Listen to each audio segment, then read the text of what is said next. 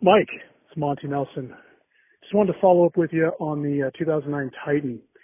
As you well know, I did the motor treatment, transmission treatment, coolant, the axles, but also the wave on that truck. And I've been going with that for about a year now.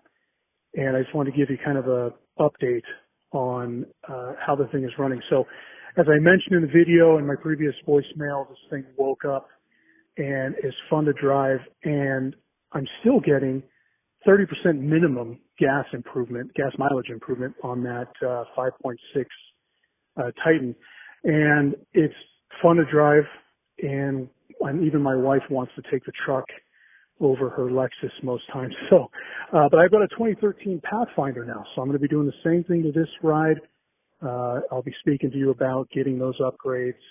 I just got it one day ago, so I'll get that stuff done, and I'll let you know how it does on this V6 Titan or Pathfinder as well. Thanks again for all you do, saving the planet one wave upgrade at a time, and more importantly, saving my wallet. So listen, thanks again. Have a great weekend.